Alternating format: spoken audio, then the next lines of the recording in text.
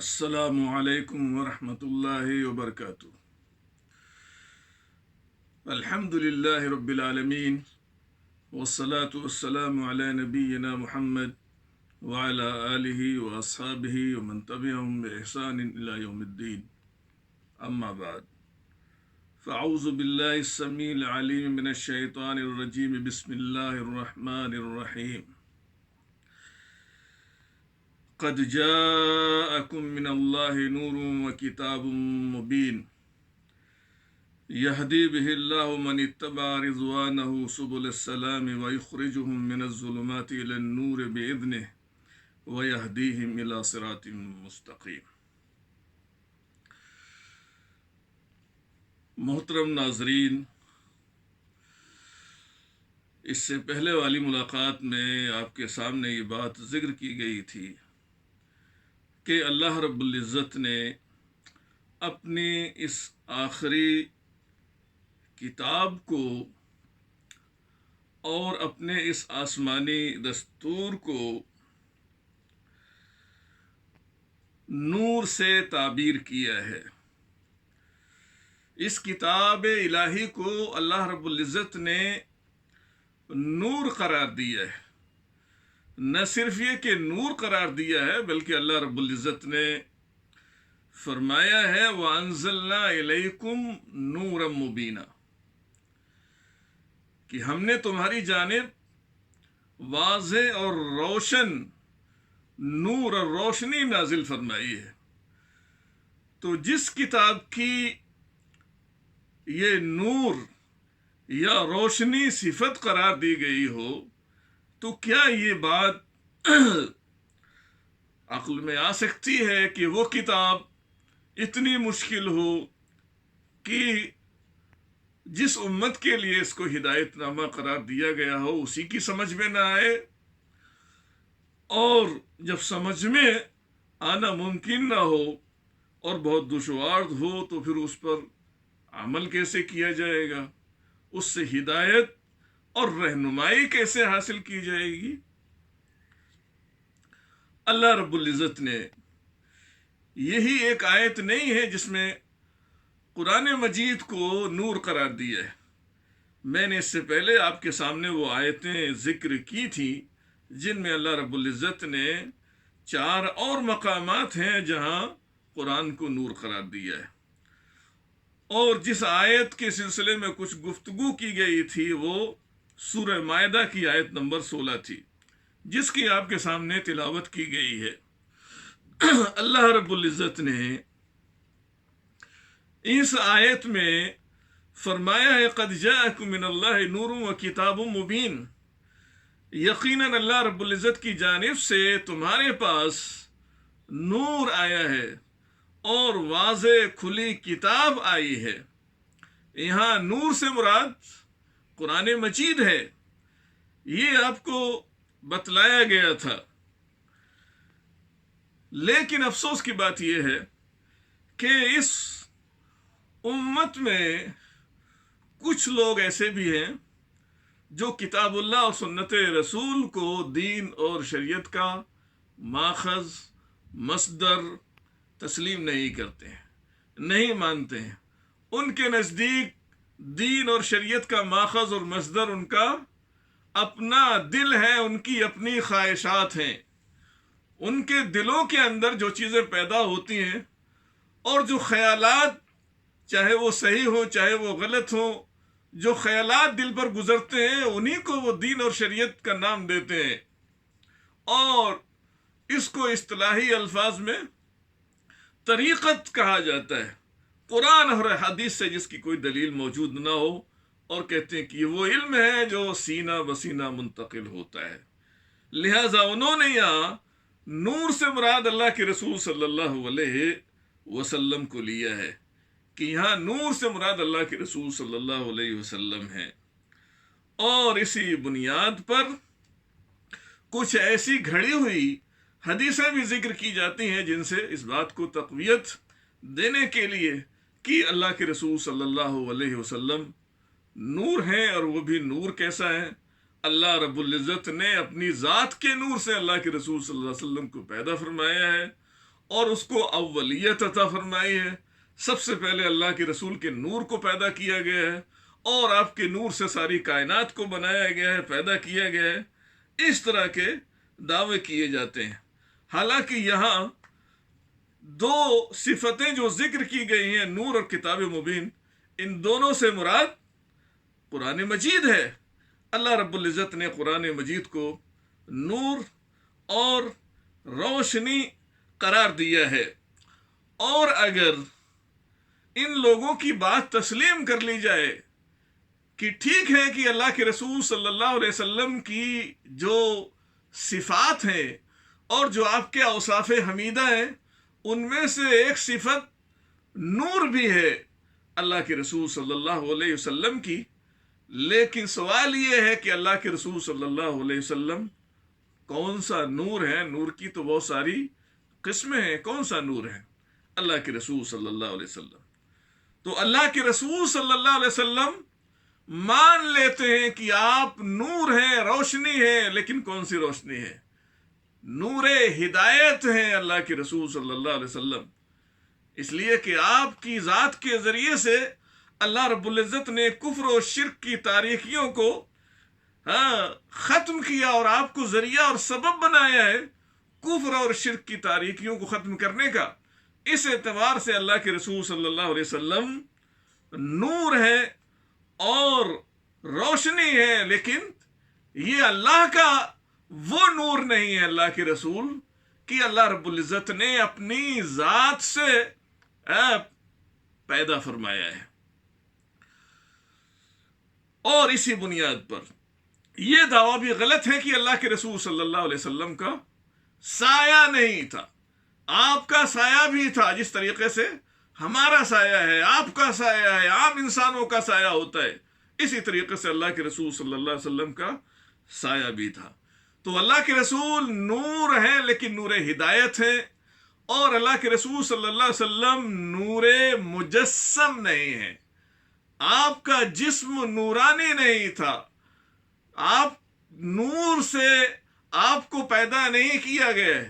جس طریقے سے عام انسان پیدا ہوتے ہیں اسی طریقے سے اللہ کے رسول صلی اللہ علیہ وسلم کو اللہ تعالیٰ نے پیدا فرمایا ہے. تو اگر آپ کی یہ صفت نور ہے تو اس کا مطلب یہ ہرگز نہیں ہے کہ آپ نور من نور اللہ ہے. اس لیے کہ اللہ رب العزت نے صاف صاف فرما دیا ہے لم یلد ولم یولد. اللہ رب العزت نے اپنی ذات سے کسی کو جنا نہیں ہے، کسی کو پیدا نہیں کیا ہے. یہ قرآن کا فیصلہ ہے. اس لیے اللہ کے رسول صلی اللہ علیہ وسلم نور ہدایت ہے، نور مجسم نہیں ہے جیسا کہ لوگ کہتے ہیں.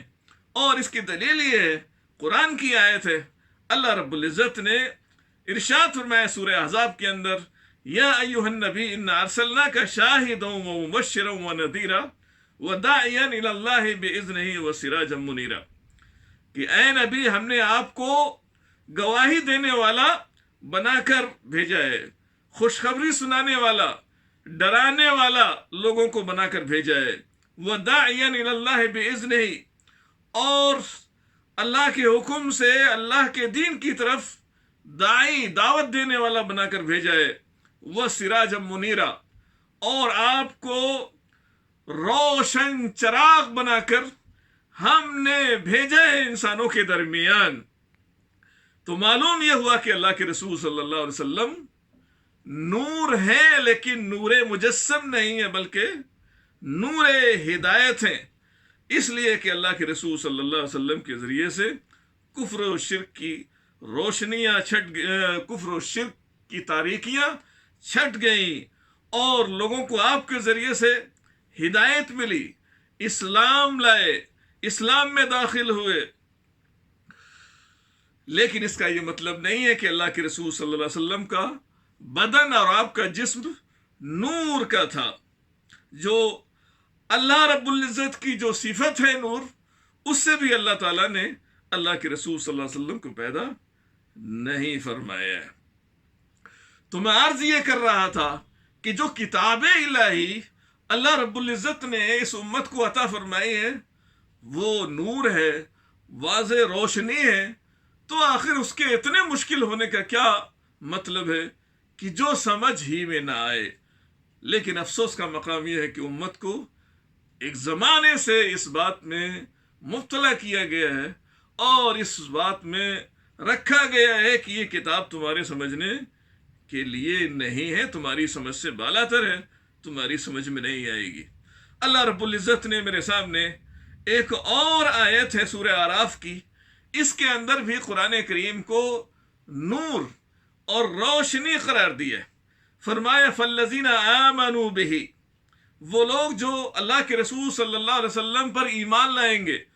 اور یہ آیت جس سیاق میں آئی ہے اس سے پہلے جو چیزیں ذکر کی گئی ہیں وہ اہل کتاب ہیں، یہودی، عیسائی، ان کا ذکر اللہ رب العزت نے پہلے کیا ہے.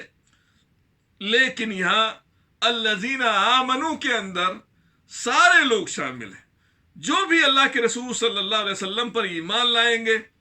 وَعَزَّرُوهُ، اور اللہ کے رسول صلی اللہ علیہ وسلم کی حمایت کریں گے، سپورٹ کریں گے. وَنَصَرُوهُ، اور اللہ کے رسول صلی اللہ علیہ وسلم کی جو لوگ مدد کریں گے. وَاتَّبَعُوا النُّورَ الَّذِي أُنزِلَ مَعَهُ، اور اللہ نے فرمایا چوتھی چیز، اور جو لوگ اس نور کا اتباع کریں گے، اس نور کی پیروی کریں گے جو اس کے ساتھ نازل کیا گیا ہے. اللہ کے رسول صلی اللہ علیہ وسلم کے ساتھ کون سا نور نازل کیا گیا ہے؟ یہ وہی نور ہے جس کا ذکر اللہ رب العزت نے سورہ مائدہ کی آیت نمبر 16 میں، اس سے پہلے جو آیت پیش کی گئی تھی، قَدْ جَاءَكُم مِّنَ اللَّهِ نُورٌ وَكِتَابٌ مُّبِينٌ، قرآن کی ایک آیت دوسری آیت کی تفسیر بیان کرتی ہے. یہاں جس نور کا تذکرہ کیا گیا ہے یہ وہی نور ہے جو اس سے پہلے سورہ مائدہ کی آیت میں جس کا ذکر آیا ہے. اور اللہ تعالیٰ نے وعدہ کیا ہے، خوشخبری سنائی ہے، کہا وہ لوگ جو اس نور کا اتباع کریں گے، عمل کر کے دکھائیں گے جو اللہ کے رسول کے ساتھ نازل کیا گیا ہے. یعنی قرآن صرف قرات اور تلاوت کی کتاب نہیں ہے.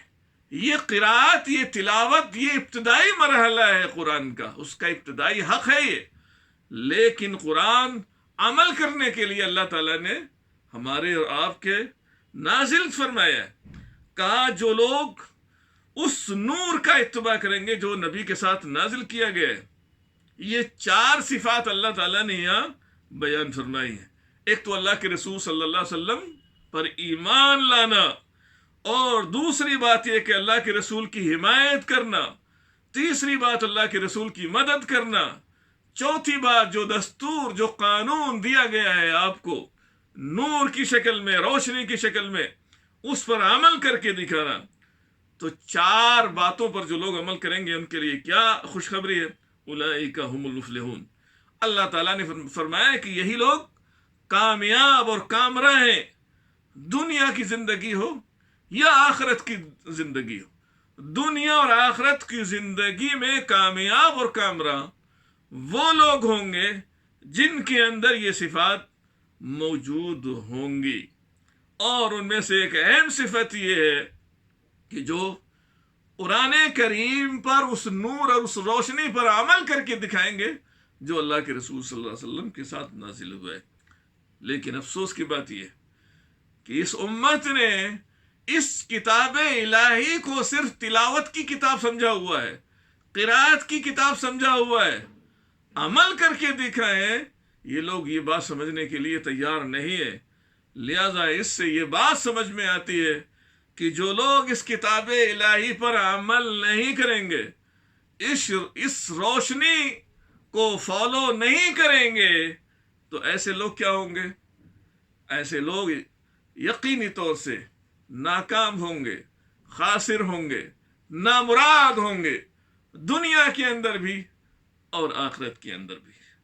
لہذا ہمیں اور آپ کو چاہیے کہ قرآن کی شکل میں اللہ رب العزت نے جو نور، جو روشنی ہمیں عطا فرمائی ہے، ہم اس پر عمل کر کے دکھائیں. یہ کتاب اتنی واضح ہے اور اس کا سمجھنا اتنا زیادہ مشکل نہیں ہے جتنا ہم نے سمجھ رکھا ہے، بلکہ یہ ہمارے لیے روشنی کی حیثیت رکھتی ہے. آئیے میرے سامنے ایک اور آیت ہے سورہ تغابن کی. اس آیت میں بھی اللہ رب العزت نے قرآن کو نور قرار دیا ہے.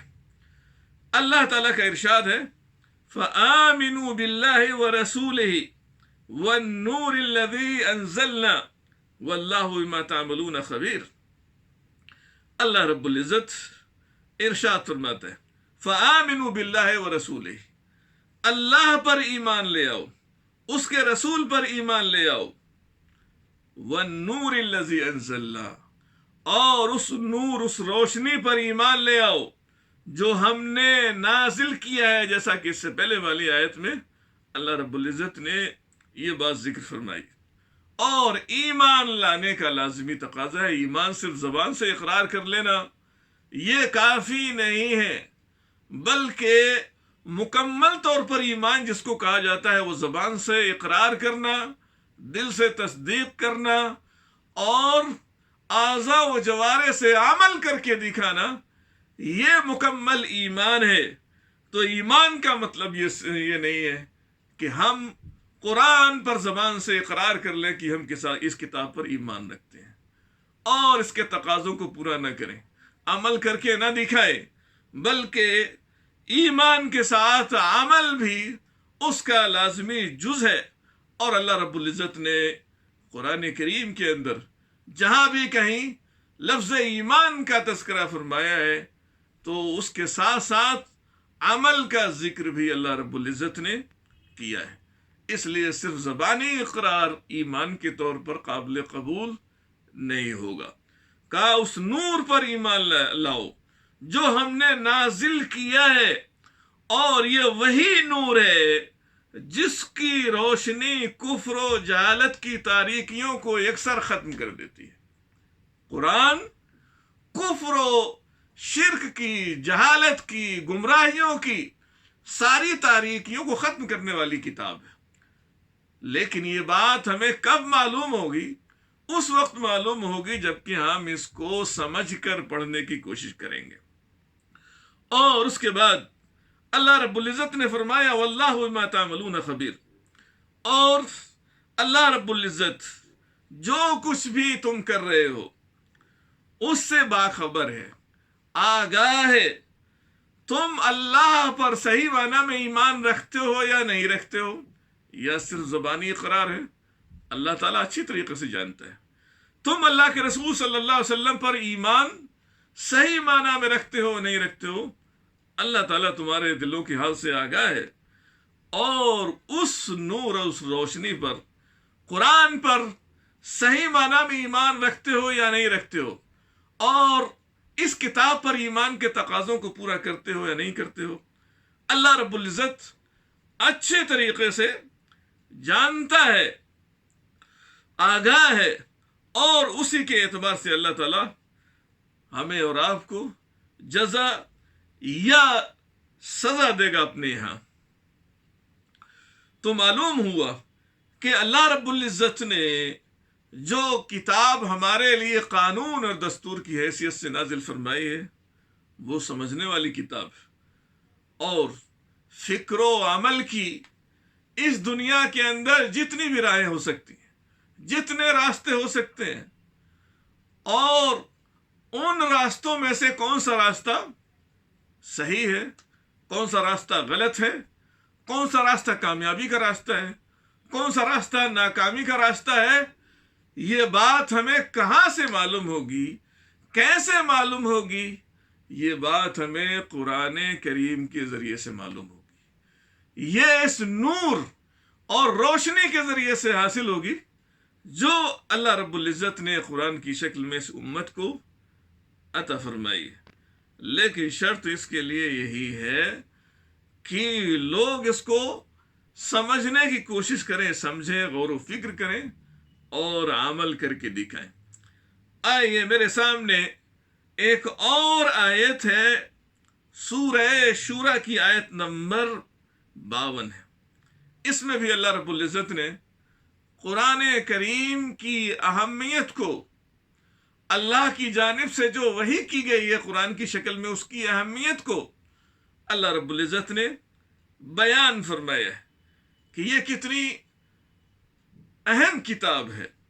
اللہ رب العزت ارشاد فرماتا ہے وَكَذَلِكَ أَوْحَيْنَا إِلَيْكَ رُوحًا مِّنْ أَمْرِنَا مَا كُنْتَ تَدْرِي مَا الْكِتَابُ وَلَا الْإِيمَانُ وَلَكِنْ جَعَلْنَاهُ نُورًا نَهْدِي بِهِ مَن نَّشَاءُ مِنْ عِبَادِنَا وَإِنَّكَ لَتَهْدِي إِلَىٰ صِرَاطٍ مُسْتَقِيمٍ۔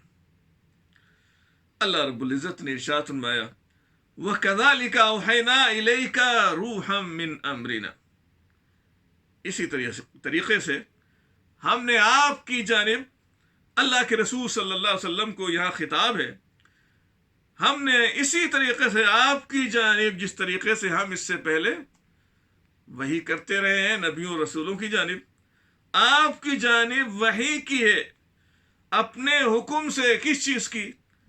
روحاً، روح کی وحی کی ہے۔ اللہ رب العزت نے قرآن کریم کو روح قرار دی ہے، اور ہم اور آپ جانتے ہیں کہ انسانی جسم کے لیے روح کی کیا حیثیت ہے۔ جب تک اس جسم کے اندر روح موجود ہے، آپ کی قدر و قیمت ہے، آپ کی اہمیت ہے، آپ زندہ ہیں اس دنیا کے اندر، اور جب یہ روح آپ کے جسم سے پرواز کر جائے، نکل جائے، اس وقت آپ کی اہمیت اور قدر و قیمت ختم ہو جاتی ہے، آپ مردہ قرار دے دیے جاتے ہیں۔ اللہ رب العزت نے قرآن کریم کو روح قرار دیا ہے۔ کس لیے؟ اس لیے کہ وحی کے ذریعے سے، قرآن کے ذریعے سے دلوں کو زندگی ملتی ہے۔ بغیر قرآن کے ہمارے دل یہ مردہ ہیں، ان کی کوئی حیثیت نہیں ہے۔ لہذا وہ لوگ غور و فکر کریں، سوچیں جو قرآن کھول کر ہی نہیں دیکھتے ہیں، یا جنہیں قرآن پڑھنا ہی نہیں آتا ہے، وہ لوگ سوچیں ذرا کہ ان کی حالت اور کیفیت، ان کا دل کیا ہے، اس کی کیا حیثیت ہے۔ اگر ہمارے دلوں کے اندر زندگی موجود رہے، اگر ہم یہ چاہتے ہیں، ہمارے دل زندہ رہیں اگر ہم یہ چاہتے ہیں، تو اس کتاب الہی کو کھول کر دیکھیں، اس کی تلاوت کریں، اس کو پڑھیں، اس کو سمجھیں، اس پر عمل کر کے دکھائیں، تب ہمارے دل زندہ ہیں، ورنہ ہماری زندگی کا کوئی معنی نہیں ہے، کوئی حیثیت نہیں ہے۔ الا بذکر اللہ تطمئن القلوب، اللہ رب العزت کے ذکر کے ذریعے سے دلوں کو قلبی سکون ملتا ہے، اطمینان حاصل ہوتا ہے، اور ان کے اندر زندگی باقی رہتی ہے۔ اللہ رب العزت نے جس قدر اہم ترین چیز انسانی زندگی کے لیے روح ہے، اسی طریقے سے ہماری زندگی کے لیے، ہمارے دل کے درست رہنے کے لیے، ہمارے دل کے زندہ رہنے کے لیے، اس کے لیے قرآن لازمی چیز۔ قرآن کو کھول کر دیکھیں، اس کو پڑھیں، اس کی تلاوت کریں، تب ہمارے دلوں کے اندر زندگی واپس آ سکتی ہے۔ کہا ہم نے آپ کی جانب اپنے حکم سے روح کی وحی کی، لہذا مسلمان بغیر قرآن کے دنیا میں زندہ رہے ہیں، اس کا تصور ہی نہیں کیا جا سکتا ہے۔ لیکن افسوس کی بات یہ ہے کہ ہم زندہ ہیں، بغیر قرآن کے زندہ ہیں، قرآن کی تلاوت کیے ہوئے بغیر زندہ ہیں، قرآن پر عمل کیے ہوئے بغیر زندہ ہیں، اور قرآن دوسروں تک پہنچائے بغیر بھی ہم زندہ ہیں۔ لیکن یہ زندگی ہماری زندگی صحیح معنی میں یہ ہماری زندگی نہیں ہے۔ اور اس کے بعد اللہ رب العزت نے فرمایا ما کنت تدری ما الکتاب ولا الایمان، اے نبی آپ نہیں جانتے تھے کہ کتاب کیا ہے، قرآن کریم کیا ہے، یا اللہ تعالیٰ آپ پر قرآن نازل کرنا چاہتا ہے، آپ کو کتاب دینا چاہتا ہے۔ اللہ کے رسول صلی اللہ علیہ وسلم کو یہ بات معلوم نہیں تھی۔ اس سے یہ بات بھی سمجھ میں آتی ہے کہ اس امت میں ایک بڑا طبقہ ہے مسلمانوں کا جو یہ سمجھتا ہے کہ اللہ کے رسول صلی اللہ علیہ وسلم عالم الغیب ہے، جو کچھ اب تک اس دنیا کے اندر ہوا ہے، جو ہو رہا ہے، اور جو قیامت تک ہونے والا ہوگا، یہ عقیدہ، یہ اعتقاد رکھتے ہیں کہ اللہ کے رسول صلی اللہ علیہ وسلم ساری چیزیں جانتے تھے۔ اللہ تعالیٰ نے فرمایا ما کنت تدری مل کتاب، آپ نہیں جانتے تھے کہ قرآن کیا ہے، کتاب کیا ہے، اور اس میں کس طرح کے احکام اللہ تعالیٰ آپ کو دینا چاہتا ہے۔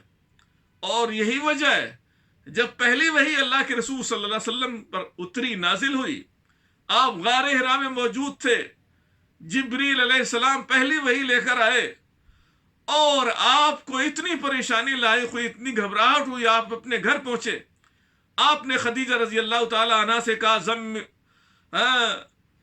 زملینی زملینی، ہے کہ مجھے چادر اڑاؤ، چادر اڑاؤ۔ ان کو اللہ کے رسول کو چادر اڑائی گئی، اور جب آپ کو کچھ سکون ہوا، راحت آپ نے محسوس کی، اللہ کے رسول نے خدیجہ رضی اللہ تعالی عنہ سے وہ واقعہ وہی نازل ہونے کا، جبریل علیہ السلام کا غار حرا میں جو پیش آیا تھا وہ سنایا۔ تو خدیجہ رضی اللہ تعالی عنہا اللہ کے رسول کو اپنے چچا زاد بھائی ورقہ ابن نوفل کے پاس لے کر گئیں، اور وہاں جا کے یہ واقعہ سنایا ان کو۔ تو انہوں نے بتلایا کہ یہ اللہ کا فرشتہ آپ کے پاس آیا تھا، وہی لے کر تب آپ کو سکون و اطمینان ہوا، آپ کا ڈر اور خوف ختم ہوا۔ اللہ کے رسول صلی اللہ علیہ وسلم کو نہیں پتا تھا کہ اللہ تعالیٰ میرے اوپر کتاب نازل کرنا چاہتا، لیکن افسوس کی بات یہ ہے کہ آج مسلمان یہ دعویٰ کرتے ہیں کہ اللہ کے رسول ساری چیزوں کا علم رکھتے ہیں، کوئی چیز آپ سے پوشیدہ نہیں ہے۔ اور اس کے بعد کہا ولل ایمان، اور آپ ایمان بھی نہیں جانتے تھے۔ ہمارے دین، ہماری شریعت کے اندر ایمان کی جو تفصیلات مطلوب اور مقصود ہیں، اللہ کے رسول صلی اللہ علیہ وسلم اس وقت نہیں جانتے تھے جس وقت پہلی وحی آئی ہے، لیکن اللہ تعالیٰ نے بعد میں یہ تفصیلات بیان فرمائی، اور اس کی بے شمار مثالیں اللہ کے رسول نے ایمان کی بیان فرمائی۔ اس کے بعد کہا معلوم یہ ہوا کہ اللہ کے رسول عالم الغیب نہیں ہے، اور اس کے بعد فرمایا وَلَكِنْ جَعَلْنَاهُ نُورًا نَهْدِي بِهِ مَن نَّشَاءُ مِنْ عِبَادِنَا، لیکن ہم نے جو کتاب آپ کی جانب نازل کی ہے، اور جو روح کی حیثیت رکھتی ہے، دلوں کو جس سے زندگی ملتی ہے، ہم نے اس کو نور قرار دیا ہے۔ یہاں نور سے مراد قرآن ہے، ہم نے اس کتاب کو نور اور روشنی قرار دیا ہے۔ کیا کام ہے اس کتاب کا؟ اس کتاب کا مقصد کیا ہے؟ کہا نور نہدی بہی من نشاء من عبادنا، اس روشنی کے ذریعے، اس کتاب کے ذریعے سے ہم اپنے بندوں میں سے جس کو چاہتے ہیں ہدایت دیتے ہیں، سیدھے راستے پر اس کو لگا دیتے ہیں، اللہ رب العزت نے فرمایا ہے۔ تو یہ قرآن کریم ہماری ہدایت کی غرض سے اللہ تعالیٰ نے نازل فرمایا ہے۔ اگر ہم اس کو سمجھیں گے نہیں تو ہمیں یہ کیسے پتہ لگے کہ یہ کتاب ہدایت ہے؟ کیسے ہمیں اس سے روشنی حاصل ہوگی؟ اللہ رب العزت نے اس کو کتاب ہدایت قرار دیا ہے، لیکن یہ کتاب ہدایت تو ہے، روشنی تو ہے۔ جس طریقے سے روشنی بذات خود نمایاں ہوتی ہے، سارے لوگوں کو نظر آتی ہے، اور روشنی کے ارد گرد جو چیز ہو وہ بھی نمایاں ہو جاتی ہے، یہ کتاب الہی بذات خود ایک روشن چراغ ہے، اور اس دنیا کے اندر جو بھی چیزیں ہیں، صحیح راستے کیا ہیں، غلط راستے کیا ہیں، اس کتاب الہی کے ذریعے سے ہم کو معلوم ہوں گے، وہ نمایاں ہوں گے، ظاہر ہوں گے اس کتاب الہی کے ذریعے سے۔ اگر ہم اس کتاب الہی کو نہیں سمجھتے ہیں تو ہمیں وہ ہدایت کے راستے کیسے معلوم ہوں گے، اور کیسے ہم ہدایت کے راستے پر چل سکیں گے اگر ہم اس کتاب الہی کو سمجھتے ہی نہیں ہیں۔ لیکن اللہ رب العزت اس کتاب کے ذریعے سے ہدایت تو دیتا ہے، لیکن کسے ہدایت دیتا ہے یہ سمجھنے کی چیز۔ اللہ رب العزت ہدایت ان لوگوں کو دیتا ہے جو صحیح معنی میں اس کتاب پر ایمان رکھتے ہیں، ایمان کے تقاضوں کو پورا کرتے ہیں، جن کے اندر ایمان کی طلب ہوگی، جستجو ہوگی، اور راہ ہدایت حاصل کرنے کے لیے तड़प होगी जिनके अंदर, जो हिदायत की गरज से और उसके मकसद से इस किताब को पढ़ने की कोशिश करेंगे, समझने की कोशिश करेंगे। अल्लाह रब्बुल इज़्ज़त ऐसे लोगों को हिदायत अता फरमाएगा इस किताब इलाही के जरिए से। उसके बाद फरमाया व इन्नका लतहदी इला सिरातिन मुस्तकीम, और यकीनन ऐ नबी आप सिरात मुस्तकीम की जानिब लोगों की रहनुमाई करते हैं। सीधे रास्ते पर लोग चलेंगे या नहीं चलेंगे ये आपको मालूम नहीं है, इसलिए कि सीधे रास्ते पर चलाना ये अल्लाह रब्बुल इज़्ज़त का काम है। लेकिन अल्लाह के रसूल सल्लल्लाहु अलैहि वसल्लम की जिम्मेदारी क्या है? वो है हिदायत इरशाद। हिदायत की उलमा ने दो किस्में बयान की हैं, एक तो हिदायत इरशाद, हिदायत रहनुमाई, और दूसरी हिदायत तौफीक। हिदायत तौफीक अल्लाह रब्बुल इज़्ज़त ने अपने हाथ में रखी है। किसको सीधे रास्ते पर अल्लाह ताला लगाएगा या नहीं लगाएगा वो उसके हाथ में है। लेकिन अल्लाह के रसूल सल्लल्लाहु अलैहि वसल्लम की जिम्मेदारी ये है कि ये बतलाएं कि ये सीधा रास्ता है, ये सिरात मुस्तकीम है, ये टेढ़ा रास्ता है, ये गुमराही का रास्ता है, इस पर चलोगे तो गुमराह हो जाओगे, और ये सिरात मुस्तकीम है, इस पर चलोगे तो कामयाब और कामराह हो जाओगे। अल्लाह के रसूल सल्लल्लाहु अलैहि वसल्लम की ये बुनियादी जिम्मेदारी थी। लिहाजा मालूम ये हुआ कि अल्लाह रब्बुल इज़्ज़त ने हमारे लिए इस किताब को वाज़े नूर और रोशनी के तौर पर नाजिल फरमाया है।